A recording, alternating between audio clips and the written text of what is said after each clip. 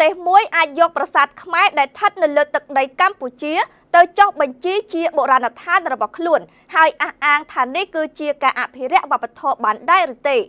ឬក៏វាជាល្បិចបង្កើតភាពស្របច្បាប់คล้ายៗលើបេតិកភណ្ឌខ្មែរ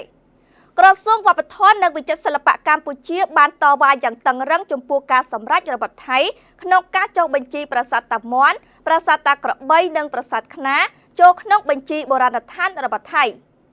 កម្ពុជាបានបញ្ជាក់ថាសកម្មភាពនេះខុសច្បាប់គ្មានអនុភាពផ្លូវច្បាប់និងមិនអាចប្រើជាភស្តុតាងសម្រាប់អធិបតេយ្យភាពទឹកដីបានឡើយពីព្រោះអធិបតេយ្យភាពមិនកើតចេញពីការចុះបញ្ជីតាមចិត្តឯងនោះទេវាកើតចេញពីសន្ធិសញ្ញាផែនទីនិងច្បាប់អន្តរជាតិកម្ពុជាចាត់ទុកថានេះគឺជាការប៉ុនប៉ងបង្កើតអធិបតេយ្យភាពក្រដាស់លើបេតិកភណ្ឌខ្មែរក្រោមស្លាកនៃការអភិរក្សវប្បធម៌ប្រាសាទខ្មែរមិនមែនគ្រាន់តែជាថ្មបុរាណទេវាជាអត្តសញ្ញាណជាតិនិងជាកេរដំណែលដូនតាខ្មែរហើយបេតិកភណ្ឌមិនអាចត្រូវបានបំលែងទៅជាភាពស្របច្បាប់คล้ายៗបានឡើយសំណួរមួយដែលសហគមន៍អន្តរជាតិគួរសួរទៅកាន់រដ្ឋាភិបាលថៃគឺថាតើរដ្ឋាភិបាលថៃចេះខ្មាស់គេទេនៅពេលដែលប្រើល្បិចយកបេតិកភណ្ឌខ្មែរទៅបង្កើតភាពស្របច្បាប់คล้ายៗរបស់ខ្លួននោះ